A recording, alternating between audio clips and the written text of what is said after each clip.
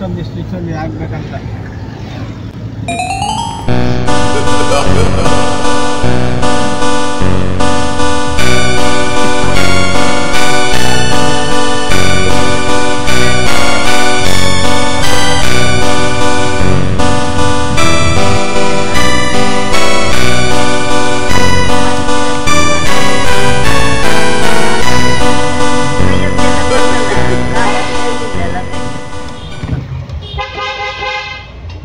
ದೇವ್ ಬಂದಾಗ ಬರ್ತಾವಲ್ಲ ಇಂಡಿಯಾದಾಗ ಸೇರ್ಕೊಂಡು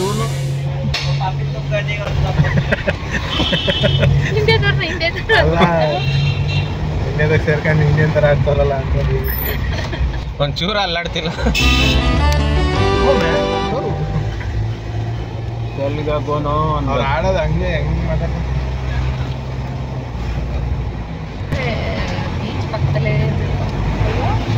ಅಲೆ ಸಾಂಗ್ ಕೆಲಸ ಅದು ನನ್ನ ಫೋನ್ ಅಣ್ಣ.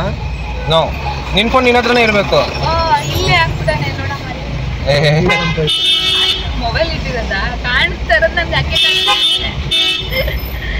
ನಿನ್ನ ಫೋನ್ ನಿನ್ನ ಹತ್ರನೇ ಐತಪ್ಪ. ಇಲ್ಲ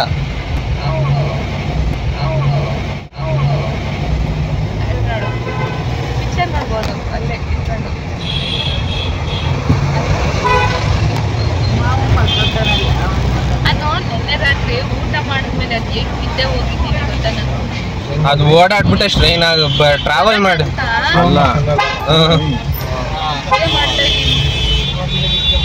ಕಡಿತಪ್ಪ ಕಡಿತ ದುಸ್ಸಂತ right right right right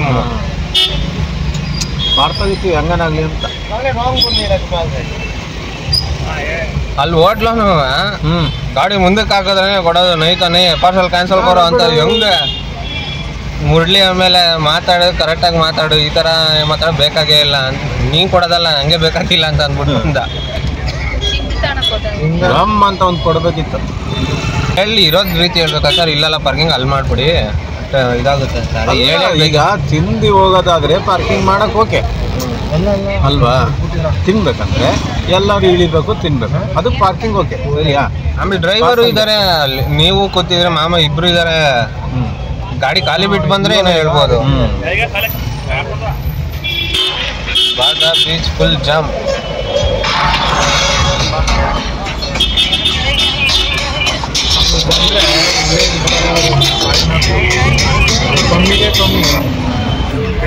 All the way to Baga Beach.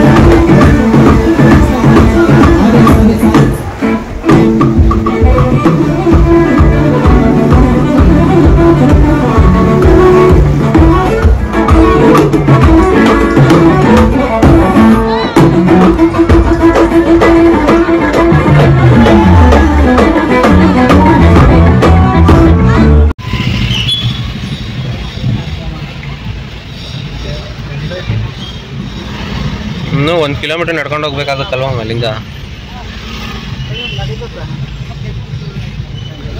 ಎಲ್ಲ ಏನದಕ್ಕೆ ಕೋಟ್ಸಿಗಿ ಸ್ವಿಟ್ಜರ್ಲ್ಯಾಂಡ್.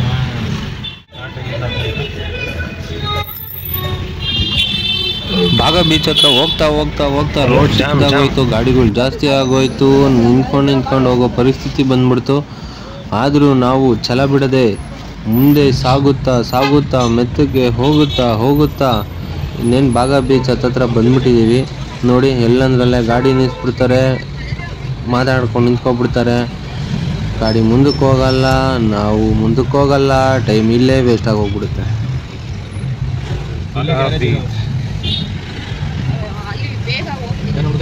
ಗ್ಯಾರೇಜ್ ಇರೋದಿಲ್ಲ. ನಿಮಗೂ ಅನ್ನಿಸ್ತಾ ಇದೆಯಾ ಏನು ಇಷ್ಟೊತ್ತಾದರೂ ಬಾಗ ಬೀಚೇ ಬಂದಿಲ್ಲ ಅಂತ? ನಮಗೂ ಹಂಗೆ ಅನ್ನಿಸ್ತಾ ಇತ್ತು. ಏನು ಹೋಗ್ತಾ ಇದ್ರೆ ದಾರಿ ಹೋಗ್ತಾನೆ ಐತೆ, ಬೀಚ್ ಮಾತ್ರ ಸಿಗ್ತಾ ಇಲ್ಲ ಅಂತ ನಾವು ಅನ್ಕೊಂಡು ಮುಂದೆ ಸಾಗಿದ್ವಿ.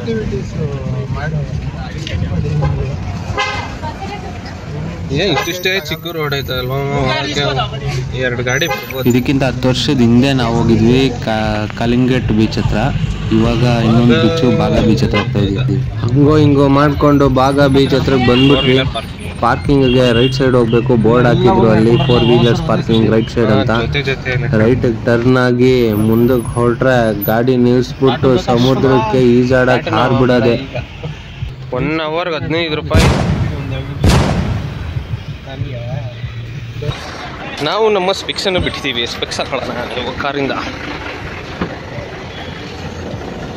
ಡುಂಗಮ್ಮರೆ ಮೊಟ್ಟ ದುಂಗಮ್ಮರೆ ಎಲ್ಲಿಟ್ಟಿದ್ದೆ ಎಲ್ಲಿ ನೋಡು, ಹಿಂಗೆ ಮಾಡೋದು ಕತೆನ ನೋಡಿ. ಏನಿದು ಸೆಲ್ಫಿ ಸ್ಟಿಕ್ನ ವೀಡಿಯೋನ ಮಾಡೋಣ ಅಂತ ಅಂದ್ಬಿಟ್ಟು ಅಲ್ಲಿಂದ ಎತ್ಕೊಂಡ್ಬಂದಿದ್ದೀನಿ. ನೋಡಿದ್ರೆ ರೂಮಲ್ಲಿ ಬಿಟ್ಕೊಂಡ್ಬಿಟ್ಟಿದ್ದೆ ಅಂತ ನನ್ನ ತಮ್ಮ. ಅಮ್ಮ ಅಜ್ಜಿ ಹೆಂಗಿದೆ? ಇಲ್ಲಿ ಹೋಗ್ತಾ ಬನ್ನಿ ಈ ಕಡೆ. ಓ ಪರವಾಗಿಲ್ಲ, ಇಲ್ಲೇ ಐತೆ ಹತ್ರನೇ ಬಾಗ ಬೀಚ್.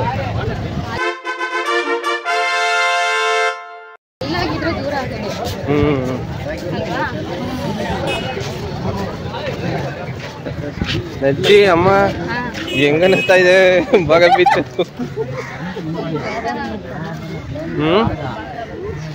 ಬನ್ನಿ ಇಲ್ಲಿ ಮ್ಯಾಟ್ ಮೇಲೆ. ಮಾಮ ಸ್ಲಿಪ್ಪರ್ ಅಲ್ಲೇ ಇದಾಗುತ್ತೆ. ಮಾಮ Shri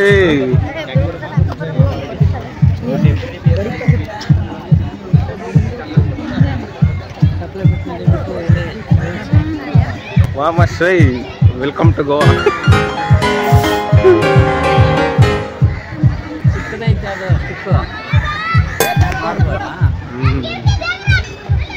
Wholesale family walking on the ramp.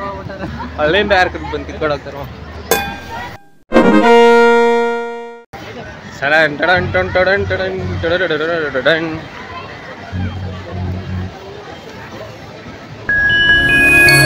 ಅಯ್ಯೋ, ಕಾಲು ಇಕ್ತಿದ್ದಂಗೆ ಫುಲ್ ಮಳ್ಳು. ಅಷ್ಟಿದ್ ಇನ್ನೊಂದ್ಸಲಿ ರೇಷನ್ ಕೂಡ ಹೆಂಗಿತ್ತು. ವಾ, ನಮ್ಮ ಚಿಕ್ಕ ಮಾವ ಅವ್ರ ಮಗ ಬೀಚ್ನ ನೋಡ್ತಿದ್ದಂಗೆ ವಾವ್ ಅಂತ ರಿಯಾಕ್ಷನ್ ಕೊಟ್ಟ, ಸಖತ್ತಾಗಿತ್ತು.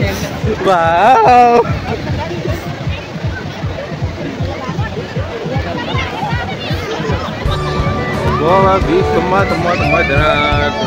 ಜನ ಎಲ್ಲೆಲ್ಲ ಜನ ಏನೂರು ಇರೋದು ಜನ. ಸ್ಟಾರ್ಟಿಂಗ್ ಇವಾಗ ವಿಡಿಯೋ ಮಾಡೋದು, ಆಮೇಲೆ ಆಟ ಆಡೋದು ಗಾಡಿ ಎಲ್ಲಾದ್ರೂ ಇನ್ನೂ ಮುಚ್ಚಿದ ಅಭ್ಯರ್ಥಿ ಹಿಂದೆ ಅಮ್ಮ ಹಿಂದೆ ಮುಂದೆ ಎಲ್ಲ ಗಾಡಿ. ಮೊಬೈಲಲ್ಲಿ ಕಾಣಿಸಲ್ಲ, ನೀವು ಹಿಂದೆ ನೋಡಬೇಕು. ಹೊಂಟೋದ್ರು ಇಲ್ಲಿ ತಕ ಬರ್ತಿತ್ತಾ?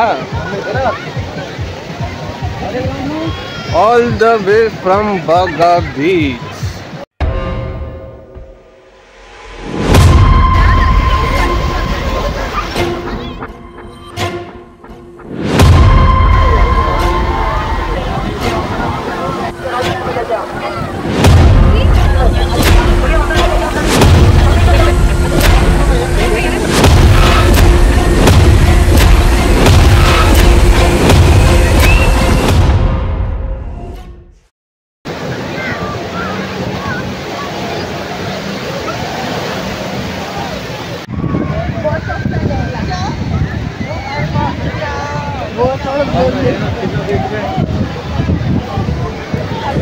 ಅವೆಲ್ಲ ಫ್ರೀ ನಮ್ಮಮ್ಮ ಕೂತ್ಕೊಂಡವ್ರಲ್ಲ. ಅಲ್ಲಿ ಹೋಟ್ಲಲ್ಲಿ ತಿನ್ಬೇಕು, ಇಲ್ಲಿ ಕೂತ್ಕೊಂಡಿರೋದೆಲ್ಲ ಫ್ರೀ, ಬೈಟ್ರೆ ₹1,500. ನಮ್ಮ ತಮ್ಮಗೆ ಶಂಕ ಸಿಕ್ಕಿದೆ. ಶಂಕ ಅಲ್ಲ, ಇದು ಬೇರೆ. ಏನದು?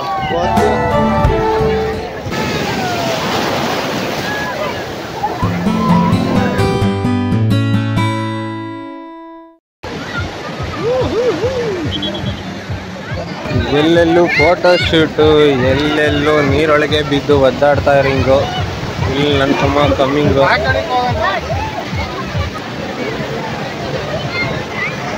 ಏನ್ ಗಾಡಿ ಬಿಡ್ತಿಲ್ವ ಹೋಗಕ್ಕೆ?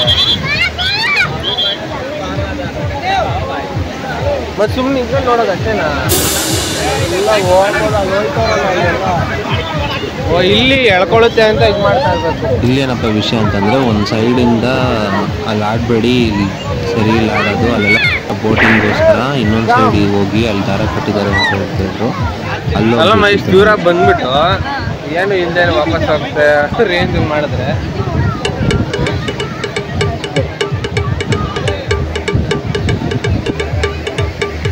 ನೀವು ಒಂದು ಸ್ಪೆಕ್ಸ್ ತಗೋಬೇಕಿತ್ತಮ್ಮ ಕಣ್ಣಿಗೆ. ನೋಡಿ ಫುಲ್ಲು ಬಿಸಿಲು, ನಾನು ಪರವಾಗಿಲ್ಲ ಬಿಡ್ಬೋದು ಅನ್ನಿಸ್ತಾ ಇದ್ದೆ.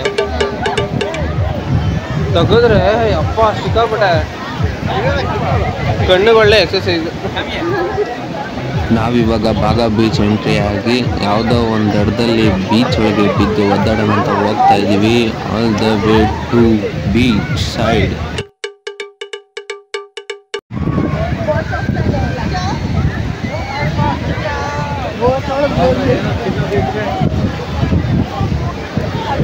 ಅವೆಲ್ಲ ಫ್ರೀ ನಮ್ಮಮ್ಮ ಕೂತ್ಕೊಂಡವ್ರಲ್ಲ. ಅಲ್ಲಿ ಹೋಟ್ಲಲ್ಲಿ ತಿನ್ಬೇಕು, ಇಲ್ಲಿ ಕೂತ್ಕೊಂಡಿರೋದೆಲ್ಲ ಫ್ರೀ, ಬೈಟ್ರೆ ₹1,500.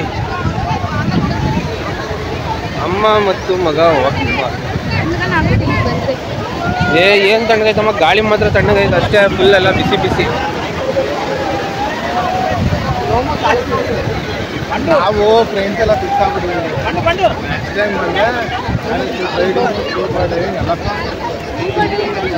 ನೀರು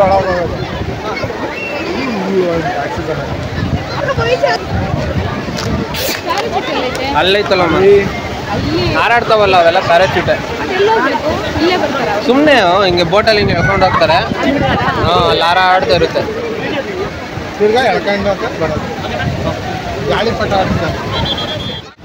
ಫ್ಯಾಮಿಲಿ ಎಲ್ಲ ದೂರ ನಿಂತ್ಬಿಟ್ಟ, ನೀವು ಧೈರ್ಯವಾಗಿ ಬಂದ್ಬಿಟ್ಟಿದ್ಯಲ್ಲಮ್ಮ. ಮುಂದೆ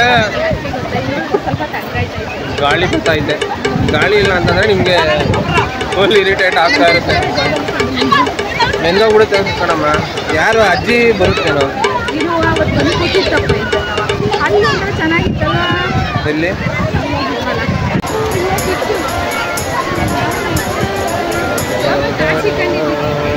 ಕಾಸು ಕೊಡ್ರಿ, ಹಣ್ಣು ಕೊಡಮ್ಮ.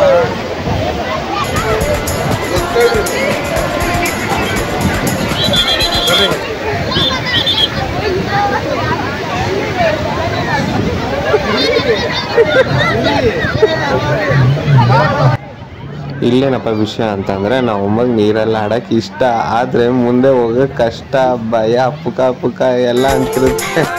ಆದರೂ ನನ್ನ ತಮ್ಮ ನಾನು ಸಾಧನೆ ಮಾಡಿ ಕರ್ಕೊಂಡು ಹೋಗ್ಬೇಕು ಅಂತ ಡಿಸೈಡ್ ಮಾಡಿ, ನನ್ನ ತಮ್ಮ ಇನಿಷಿಯೇಟ್ ಮಾಡೇ ಬಿಟ್ಟ. ಕರ್ಕೊಂಡು ನೀರು ನದಿಯೊಳಗೆ ಬೀಚಲ್ಲಿ ಕಾಲಿಡೋದಕ್ಕೆ ಸಿದ್ಧವಾದರು ನಮ್ಮ ತಾಯಿ.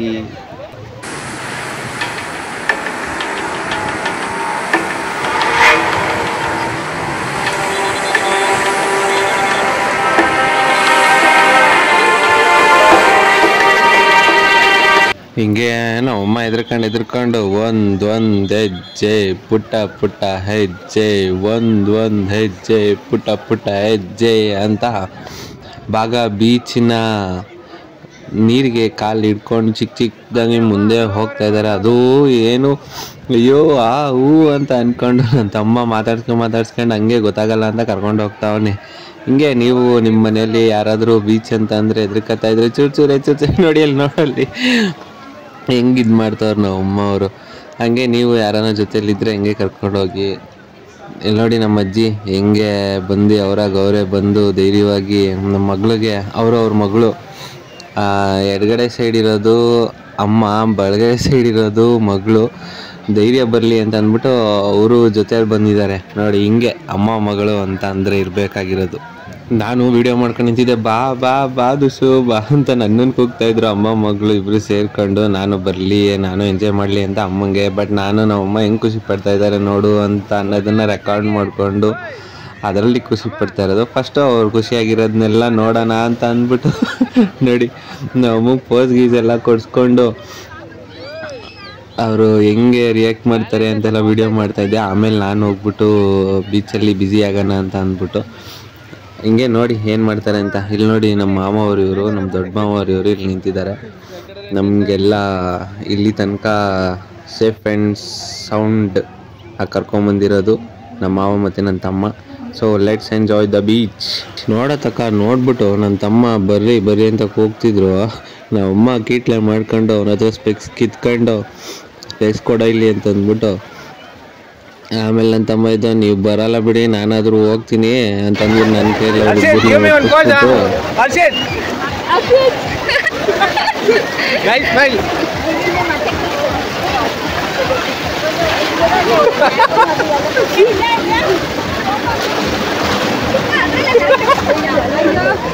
ಇನ್ನೊಂಚೂರ ಮುಂದೆ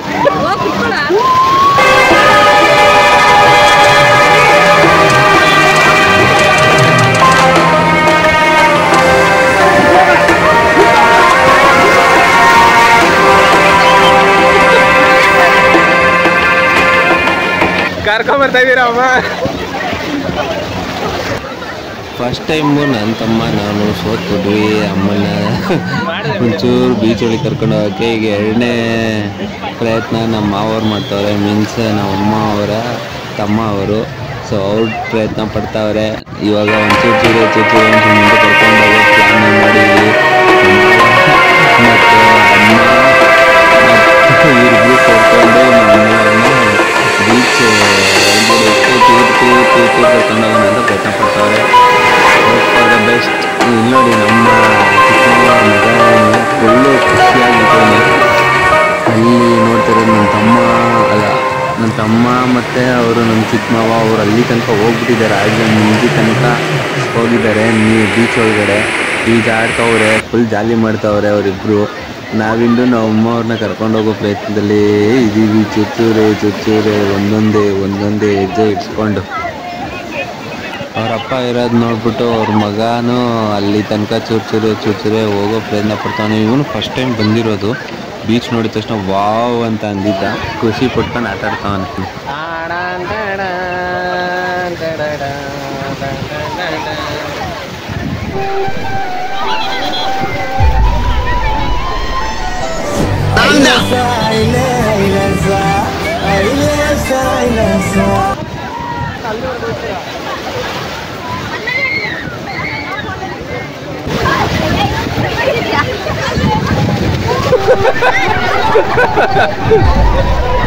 ಅಲ್ಲೋಗ್ಬಿದ್ದು ಇಲ್ಲೇ ಬಂದ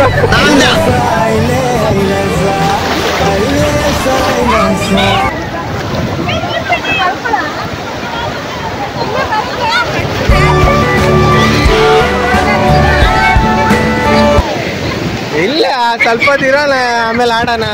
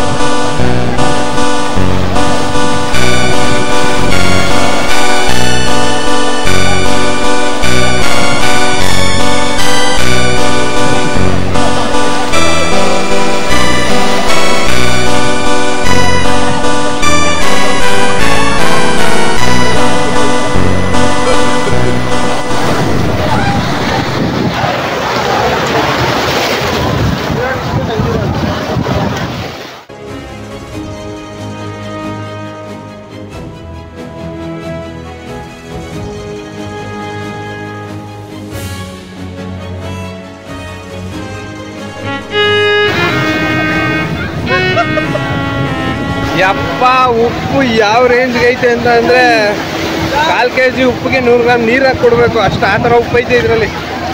ಏನೈತೆ ತಮ್ಬಿಡು ಏನಾರು ಹೇಳು. ಇದು ಆಕ್ಚುಲಿ ಚೆನ್ನಾಗಿರೋದು. ಏನ ಗೊತ್ತಿಲ್ದಿರೋದು ಹೇಳು. ಆ ಕಡೆ ಹೋಗ್ಬೇಕಂದ್ರೆ ಬಾ ಹೋಗೋಣ ಆ ಕಡೆ. ಅಪ್ಪ ಕಣ್ಣೆಲ್ಲ ಉರಿ ಆಗ್ತಾ ಇದೆ. ಫಸ್ಟ್ ಟೈಮು ಬಿದ್ದಿದ ತಕ್ಷಣ ಅದೇ ಉಪ್ಪು ನೀರು ಕಣ್ಣಿಗೆ ಹಾಕೊಂಡ್ರೆ ಹೆಂಗಾಗುತ್ತೆ ಆ ಥರ ಆಗ್ತಾ ಇದೆ.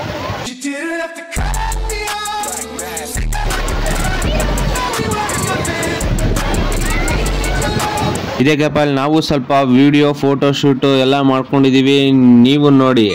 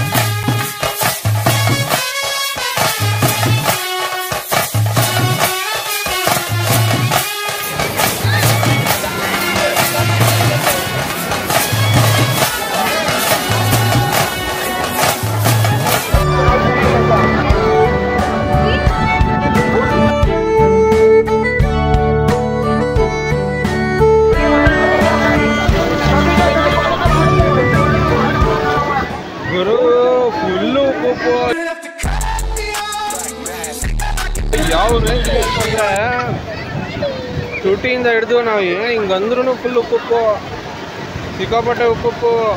ಇದು ಬೇರೆ ಫೀಲೇ ಬರ್ತಾ ಇದೆ, ನಿಮಗೆ ಗೊತ್ತಾಗ್ಬೋದು.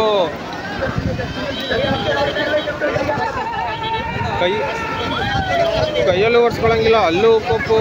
ಯಾವುದಪ್ಪ ಇದು ನಮ್ಮದು ಅಲ್ಲಿಂದ ಇಲ್ಲಿಗೆ ಉಪ್ಪು ನೀರು ಕುಡಿಯೋಕೆ ಬಂದಿದ್ದೀವ, ಏನಿದು ಕತೆ ಹೇಳ್ಬೇಕೆಲ್ಲರೂ.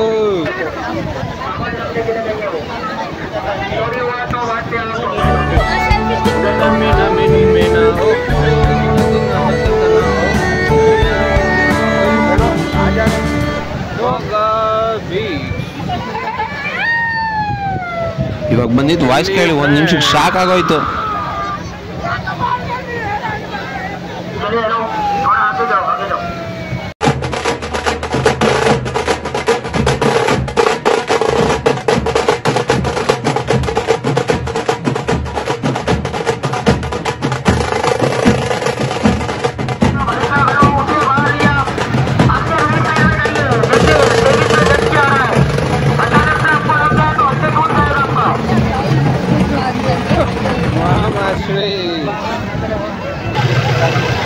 ಸ್ಲಿಪ್ಪರ್ ಇಟ್ಕೊಂಡು ಹೊಡ್ತಿದ್ದೀರಾ ಅಮ್ಮ?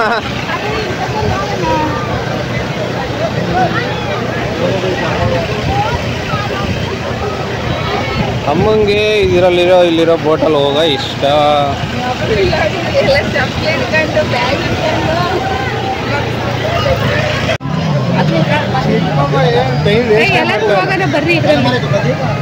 ಸಾರಿ ಅವ್ರು ಹಿಂಗೆ ಬರ್ಬೇಕಾಗಿಲ್ಲ, ನೋಡ್ಕೊಂಬರ್ಬೇಕು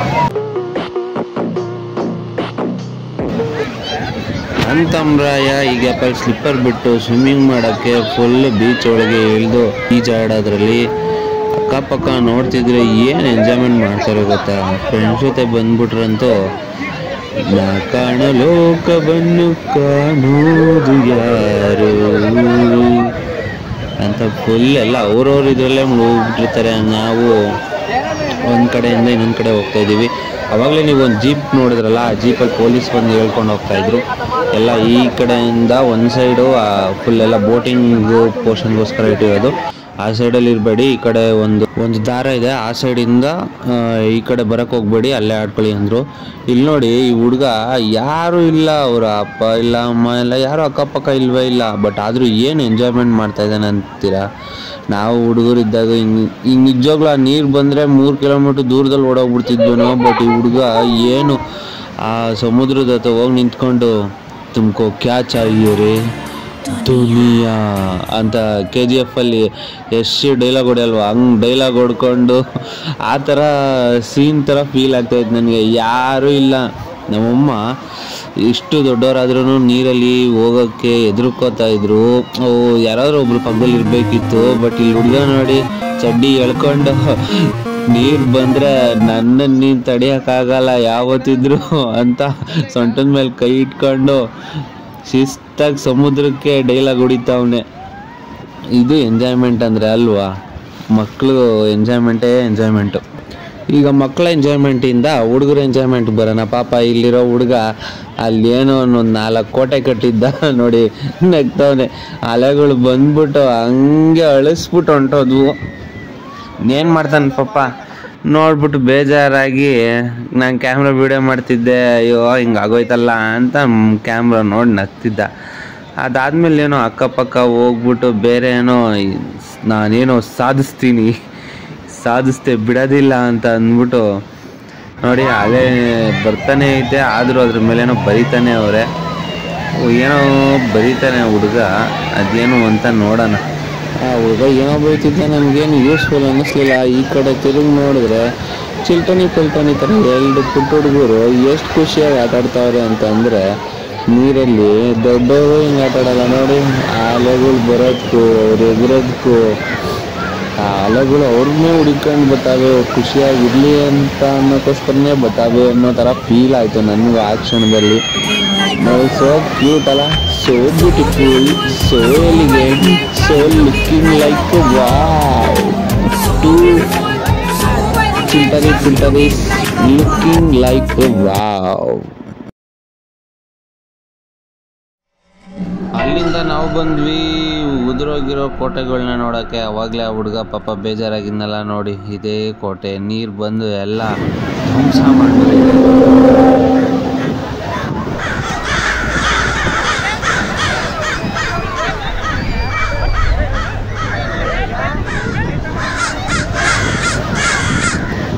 ಬೀಚ್ ನೋಡೋದಕ್ಕೂ ಅಂತ ಕಾಗೇನು ಪಾಪ ಟೈಮ್ ಮಾಡ್ಕೊಂಡು ಬಂದ್ಬಿಟ್ಟೈತೆ. ಫ್ಲಾಗ್ ಮೇಲೆ ಕೂತ್ಕೊಂಡು ಫೀಲ್ ಮಾಡ್ಕೊಂಡು ನೋಡ್ತಾ ಐತೆ. ನಾವು ಕಾಗೆ ಹೋದ್ಮೇಲೆ ನಾವು ಫ್ಲಾಗ್ ಜೊತೆ ಸ್ವಲ್ಪ ವ್ಲಾಗಿಂಗ್ ಮಾಡ್ತಾಯಿದ್ವಿ. ಯಾಕಪ್ಪ ಅಂತಂದರೆ ಫ್ಲಾಗ್ ಇದ್ದಿದ್ದು ನಮ್ಮ ಹೆಮ್ಮೆಯ ಕರುನಾಡಿನ ಬಾವುಟ ಇದ್ದಂಗಿತ್ತು. ಸೊ ಆ ಫೀಲು ಆ್ಯಕ್ಚುಲಿ ಏನು ಅಂತಂದರೆ ಕೆಂಪು ಕಲರ್ ಕೆಳಗಿರುತ್ತೆ, ಅರ್ಶಿನ ಕಲರ್ ಮೇಲಿರುತ್ತೆ. ಅದು ನಮ್ಮ ಕರ್ನಾಟಕದ ಬಾವುಟ. ಅಮ್ಮ ಮಾವ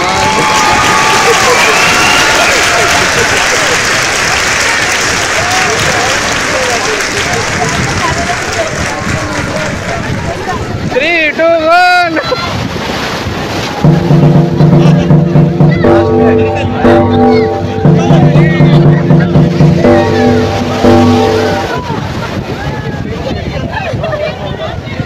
ಏನ್ ಮಾಡ್ತಿರೋದಮ್ಮ? ಬಂದು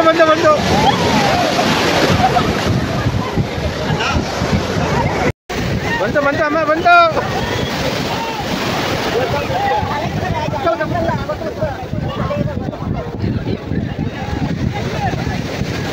ಈಗ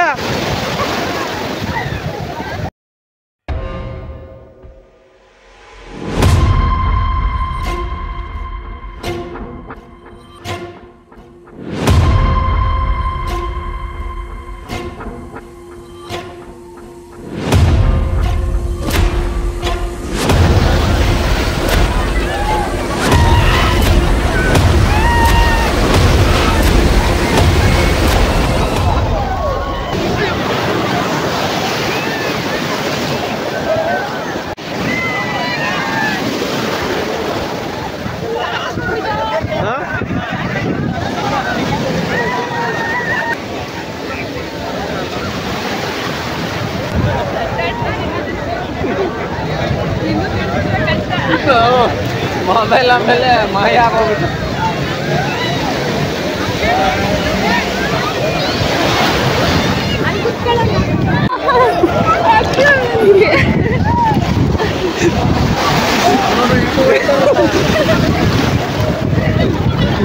ಕೂತ್ಕೊಳ್ಳಮ್ಮ ಕೂತ್ಕೊಳ್ಳ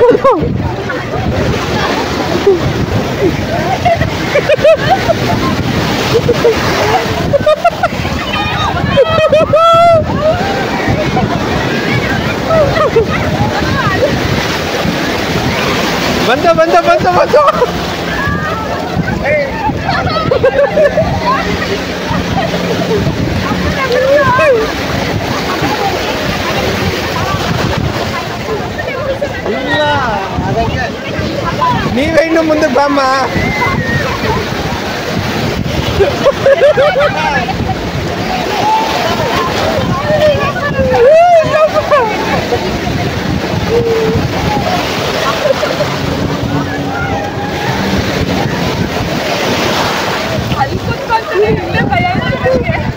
ಬಾಮ್ಮ ಇನ್ನೊಂಚೂರು ಮುಂದಕ್ಕೆ ಇಲ್ಲಿ ತಕ ಸ್ವಲ್ಪ ದೂರ ಬಾಮ್ಮ. ಹೆಂಗೈತೆ?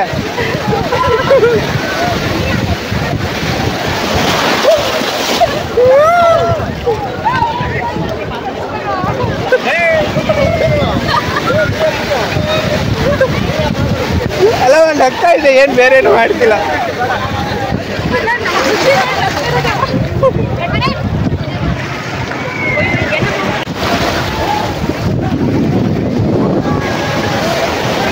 ಎಲ್ಲರೂ ಕರ್ಕೊಂಡು ಬಂದು ಫ್ಯಾಮಿಲಿ ನೋಡಿ, ಈ ಥರ ಫ್ಯಾಮಿಲಿ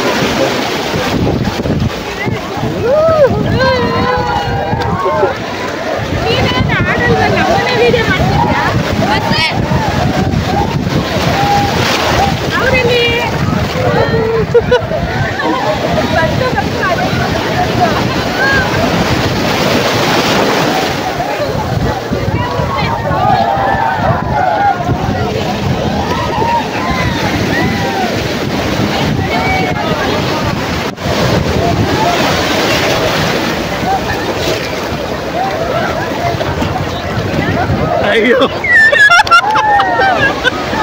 ಬಂದ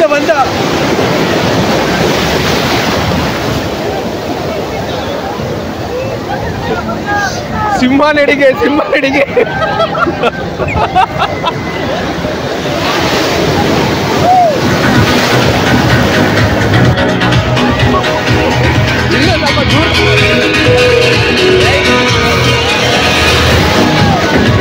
ಅಮ್ಮಗೆ ಶಂಕ ಸಿಕ್ಕಿದೆ. ಶಂಕ ಅಲ್ಲ, ಇದು ಬೇರೆ. ಏನದು ಗೊತ್ತಿಲ್ಲ.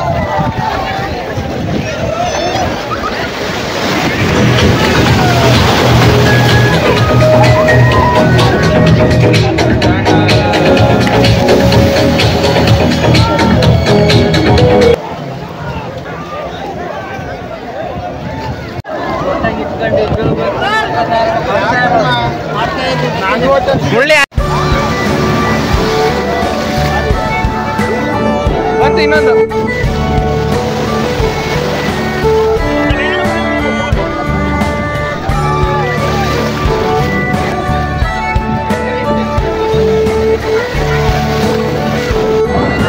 ಜೀವನದಲ್ಲಿ ಈ ಸಮುದ್ರದಲ್ಲಿ ಬರೋ ಅಲೆಗಳಿದ್ದಂಗೆ ಪ್ರಾಬ್ಲಮ್ಗಳು ಅದು ತಡ್ಕೊಂಡು ಹೋಗ್ತವೆ, ತಡ್ಕೊಂಡು ನಿಂತ್ಕೋಬೇಕು.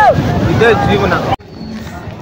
ಈ ಗ್ಯಾಪಲ್ಲಿ ಏನಾಯ್ತಪ್ಪ ಅಂತಂದರೆ ನಮ್ಮ ಮಾವ ಅವರು ಮತ್ತು ನಮ್ಮ ತಮ್ಮ ಅವರು ಎಲ್ಲೋ ಹೊರಗಡೆ ಹೊರಟಿದ್ರು. ಎಲ್ಲಿ ಅಂತ ಅವ್ರು ಫಾಲೋ ಮಾಡ್ಕೊಂಡು ಹೋಗ್ತಾ ಇದ್ದೀನಿ.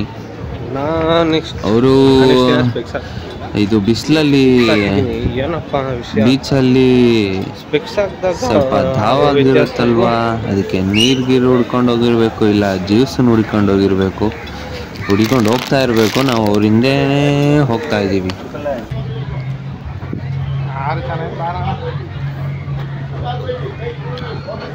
ನನ್ನ ತಮ್ಮನೂ ನಾವು ವಾಪಸ್ ಬಂದ್ಬಿಟ್ವಿ.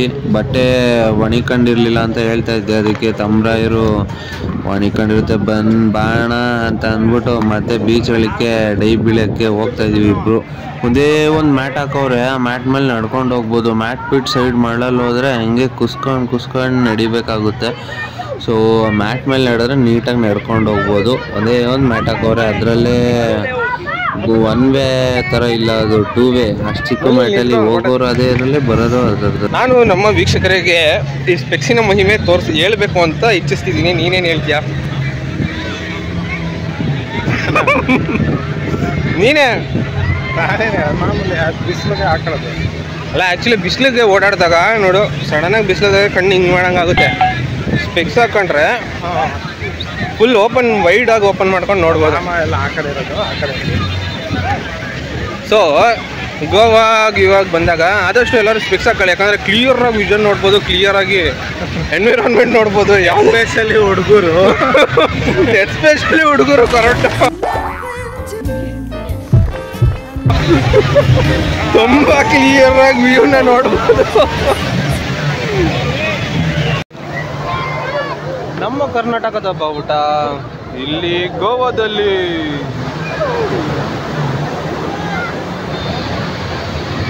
ಅದೇನಕ್ಕೋಸ್ಕರ ಹಾಕಿದ್ದಾರೆ, ಹೆಂಗೆ ಹಾಕಿದ್ದಾರೆ ಏನೂ ಗೊತ್ತಿಲ್ಲ. ಬಟ್ ಆದರೆ ನೋಡಿದ ತಕ್ಷಣ ನಾವು ಕನ್ನಡಿಗರಾಗಿ ನಮ್ಮ ಮನಸ್ಸಲ್ಲಿ ಬರೋದು ಈ ಕನ್ನಡ ಮಣ್ಣನ್ನು ಮರಿಬೇಡ ಓ ಅಭಿಮಾನಿ, ಓ ಅಭಿಮಾನಿ, ಈ ಕನ್ನಡ ಹೆಣ್ಣನ್ನು ಜರಿಬೇಡ ಓ ಅಭಿಮಾನಿ, ಓ ಅಭಿಮಾನಿ. ಯಾರ್ಯಾರೆಲ್ಲ ವಿಡಿಯೋ ನೋಡ್ತಾ ಇದ್ದೀರಾ ಅವ್ರಿಗೆಲ್ಲ ನಾನು ಮಾತಾಡ್ತಿರೋ ಭಾಷೆಗೂ ಈ ಬಾಗಾ ಬೀಚ್ ಪಕ್ಕ ಇರೋ ಬಾವುಟಕ್ಕೂ ಸಂಬಂಧ ಇದೆ. ಯಾಕಂತಂದರೆ ಅದ್ರ ಪಕ್ಕ ಇರೋದು ಕರ್ನಾಟಕ ರಾಜ್ಯದ ಬಾವುಟದ ಥರ ಇದೆ. ಅವ್ರು ಏನಕ್ಕೆ ಹಾಕಿದಾರೋ ಹೆಂಗೆ ಹಾಕಿದಾರೋ ಗೊತ್ತಿಲ್ಲ, ಬಟ್ ಬಾವುಟ ಅಂತ ಇದೆ, ಆ ಫೀಲೇ ಬೇರೆ ಇದೆ.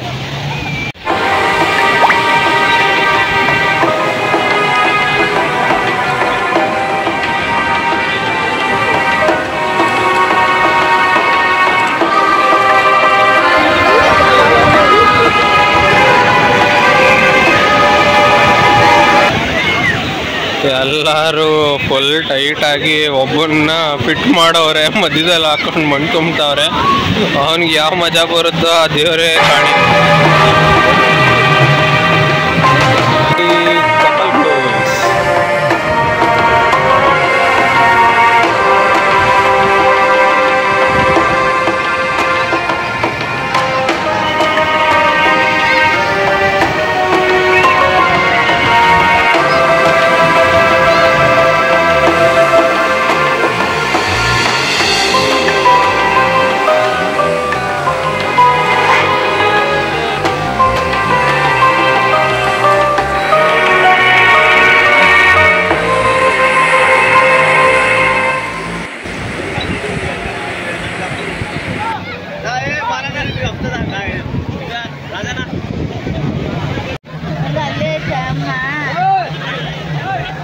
ಹೆಂಗೈತೆ ಗೋವಾ?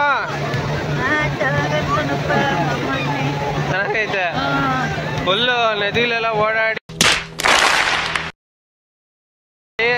ನೋಡಿ, ಫುಲ್ಲೆಲ್ಲ ಹೋಗಿ ಬಂದ್ರಿ.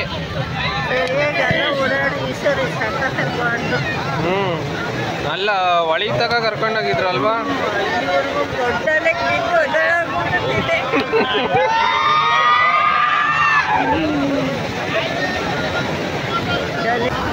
ಇಲ್ಲಿ ಯಾವಾಗಲೂ ಹೇಳಿದ್ನಲ್ಲ, ಮಣ್ಣಲ್ಲಿ ಮಧ್ಯದಲ್ಲಿ ಮುಚ್ತಾವ್ರೆ ಅಂತ. ಎಲ್ಲಿ ತಕ ಮುಚ್ಚವ್ರೆ ಅಂತಂದರೆ ಕೈ ಕಾಲು ಎಲ್ಲ ಮುಚ್ಬಿಟ್ಟವ್ರೆ.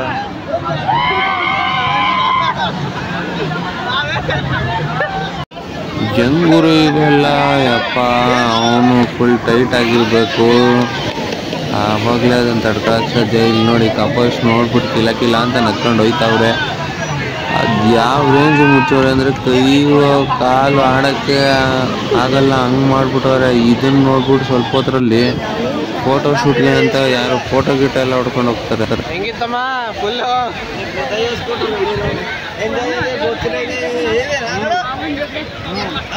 ಚೆನ್ನಾಗಿತ್ತಾ?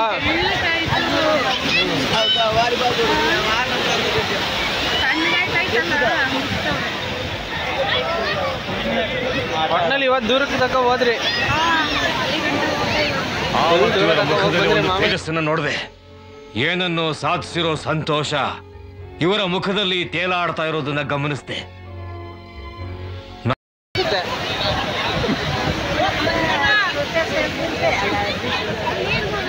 ಮುರಳಿ ಅವಾಗ್ಲೇ ಬೇಡಪ್ಪ ಬೇಡಪ್ಪ ಅಂತ ಇಲ್ಲಿ ಹಿಡ್ಕ, ಇದೇನು ಯಾರು ಹಿಡ್ಕೋಬೇಕಲ್ಲ.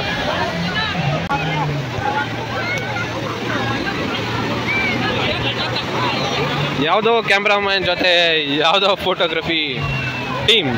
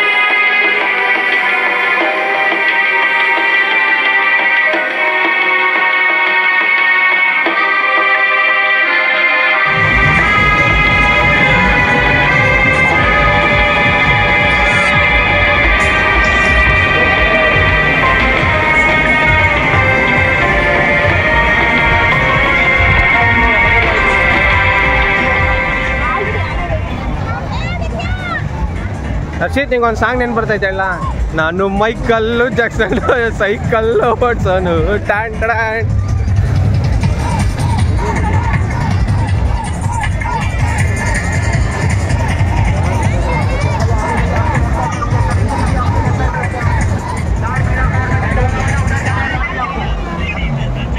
ಈಗ ನಾವು signing off from Baga beach Goa.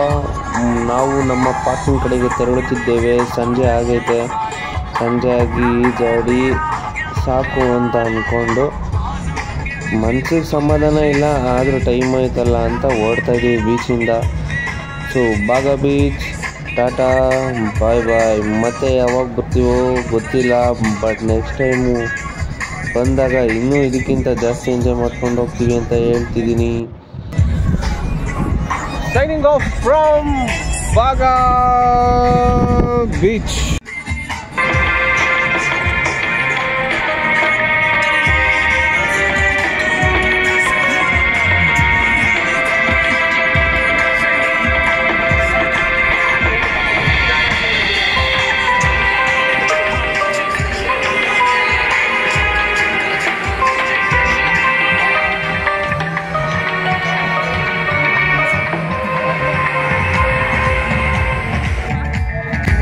ಈಗ ಲೈಟಾಗಿ ಇವಾಗ ಮಾಡ್ತಾ ಇದ್ದೀನಿ. Thank you. ಯೂಟ್ಯೂಬರ ಅಂತ ಕೇಳಿದಾಗ ಎಷ್ಟು ಖುಷಿ ಆಯಿತು ಅಂತಂದರೆ ತುಂಬ ಖುಷಿ ಆಯ್ತು. ನೀವು ಇಲ್ಲಿ ನೋಡ್ತಾ ಇದ್ದೀರಲ್ಲ, ಆ ಜಾಗದಲ್ಲಿ ಕೂತಿರೋರೆ ನಾನು ಕೇಳಿತು. I was so happy when they asked me ಯೂಟ್ಯೂಬರ ಅಂತ ಕೇಳಿದಾಗ ನನಗೆ ಎಷ್ಟು ಖುಷಿ ಆಯಿತು ಅಂದರೆ ತುಂಬ ಖುಷಿ ಆಯಿತು. ಅದೊಂದು ಏನೋ ಒಂದು ಫೀಲ್, ಅನ್ಎಕ್ಸ್ಪ್ಲೈನಬಲ್ ಫೀಲ್. ಇಲ್ಲಿ ಆಚೆ ಕಡೆ ಭಾಗ ಅಂತ ಹಾಕ್ಬಿಟ್ಟು ಒಂದೆರಡು ಬೊಂಬೆಗಳು ಲೈನ್ಗಿದ್ದಾವೆ. ಇದು ಒಂಥರ ಏನೋ ಓಲ್ಡ್ ಗೋವಾ ಥರ ಫೀಲ್ ಆಗ್ತಾ ಇದೆ ನನಗೆ ನೋಡಿದ ತಕ್ಷಣ. ಫೀಲ್ ಚೆನ್ನಾಗಿ ಅನ್ನಿಸ್ತು. ಭಾಗದಲ್ಲಿ ಎಂಜಾಯ್ ಮಾಡಿದ್ವಿ. ಇವತ್ತಿನ ಗೋವಾ ದಿನ ಮುಗೀತು. ನಾವು ನಿಮಗೆ ಹೇಳೋದು ಒಂದೇ, ಮುಖದಲ್ಲಿ ನಗು ಇರಲಿ, ನನ್ನ ಹೆಸರು ನೆನಪಿರಲಿ. D for Dushyant. ಇಲ್ಲಿ ನೋಡಿ, ಪೈನಾಪಲ್ಲು, ಪಪ್ಪಾಯ ಎಲ್ಲ ಏನಿದೆ ಗೊತ್ತಾ ರೇಟು ಈಗ. ಅದಕ್ಕೆ 50 ರೂಪಾಯಿ ಏನೋ ತಗೊಂಡ್ರು ಬ್ರೋ. ನೋಡ್ರಪ್ಪ, ಇಲ್ಲಿಂದ ಆಚೆ ಹೋಗ್ಬೇಕು ಅಂದರೂ ಈ ರೇಂಜ್ ಕ್ಯೂನ ಮೇಂಟೈನ್ ಮಾಡ್ಕೊಂಡು ಈ ರೇಂಜ್ ಕ್ಯೂ ಐತೆ. ಇಲ್ಲಿ ಪಾರ್ಕ್ ಮಾಡೋಕ್ಕೆ 1 ಗಂಟೆಗೆ 15 ರೂಪಾಯಿ ಅವರ್ಗಟ್ಲೆ. ನೋಡಿ ಎಷ್ಟು ಉದ್ದ ಕ್ಯೂ ಐತೆ. ಇನ್ನೂ ಅಲ್ಲಿ ಹಿಂದೆಯಿಂದ ಇನ್ನೆಷ್ಟು ದೂರದಿಂದ ಕ್ಯೂ ಐತೋ ಯಾರು ಗೊತ್ತೋ ಗೊತ್ತಿಲ್ಲ. ಸೊ ಈ ಥರ ಐತೆ ಕತೆ. ಕ್ಯೂ ಮಾತ್ರ ತುಂಬ ಉದ್ದ ಇತ್ತು. ಅಲ್ಲಿಂದ ಆಚೆ ಹೋಗೋಕ್ಕೆ ಮಿನಿಮಮ್ ಅಂದರೆ ಒಂದು 1/4 ಗಂಟೆ 20 ನಿಮಿಷ ತಗೊಂಡ್ರು. ಅಲ್ಲಿ ಏನಪ್ಪ ಅಂತ ಅಂದರೆ 2 ಲೈನ್ ಮಾಡಿದ್ದಾರೆ. ಬಟ್ ಅಮೌಂಟ್ ಕಲೆಕ್ಟ್ ಮಾಡೋಕ್ಕಿದ್ದಿದ್ದೆ ಒಬ್ಬ ಸೆಕ್ಯೂರಿಟಿ. ಬಾಗಾ ಬೀಚಿಂದ ಆಚೆ ಬಂದ್ವಿ. ಒಂದು ಸ್ವಲ್ಪ ಡ್ರೆಸ್ ತೊಗೊಳ್ಳೋಣ. ಬಾಗಾ ಬೀಚಿನ ಗೋವಾದಲ್ಲಿ ಬಂದ್ಬಿಟ್ಟು ಒಂದು ಡ್ರೆಸ್ ತೊಗೊಳ್ಳೋಣ ಅಂತ ನಾನು ಈ ಟಿ ಶರ್ಟ್ ತೊಗೊಂಡಿದ್ದೀನಿ. ಬಾಗಾ ಬೀಚ್ ಮುಗಿಸ್ಕೊಂಡು ಗೋವಾ ಕಡೆ ದಾರಿಲಿ ಬರ್ತಾ ತಲುಪ್ತೀವಿ. ಇವತ್ತಿನ ದಿವಸ ರೂಮಲ್ಲೇ ಮಲಗಿದ್ದು ಬೆಳಗ್ಗೆನೆ ಈ ಗೋವಾದಿಂದ ಹೊರಡೋಕ್ಕೆ ಪ್ಲ್ಯಾನ್ ಮಾಡಿದ್ದೀವಿ. ಸಂಜೆಗೆ ಸ್ವಲ್ಪ ಸ್ನ್ಯಾಕ್ಸು, ಏನಾದರೂ ಜ್ಯೂಸಸ್ಸು ತಗೊಂಡು ಬೆಳಗ್ಗೆನೆ ಬಿಟ್ಟಿದ್ದೀವಿ. ಗೋವಾಯಿಂದ ಹೊರಟಿದ್ದೀವಿ. ಹೊರಡ್ತಾ ಒಂದು ಟನಲ್ಲು, ಬ್ರಿಡ್ಜು, ಆಸಮ್ ಆಗಿರೋ ಬ್ರಿಡ್ಜ್ ನೋಡಿಕೊಂಡು, ಅಕ್ಕಪಕ್ಕ ಸಮುದ್ರ ನೋಡಿಕೊಂಡು, ಒಂದಲ್ಲ ಎರಡಲ್ಲ ಅಂತ ಟ್ವಿನ್ ಟವರ್ಗಳ ಥರ 2 ಬ್ರಿಡ್ಜಲ್ಲಿ 2 ಬ್ಯೂಟಿಫುಲ್ ಸ್ಟ್ರಕ್ಚರ್ ನೋಡಿಕೊಂಡು, ಒಂದಲ್ಲ ಎರಡಲ್ಲ 3-4 ಟನಲ್ನ ನೋಡಿಕೊಂಡು, 3-4 ಅಂತಂದರೆ ಅಕ್ಕಪಕ್ಕ ಹೋಗೋನ್ ವೇ ಬರೋನ್ ವೇ ಟೋಟಲಿ 4 ಟವರ್ ನೋಡಿಕೊಂಡು, ಮಾರನೇ ದಿನ ಬೆಳಗ್ಗೆನೆ ನಾವು ತಲುಪಿದ್ದು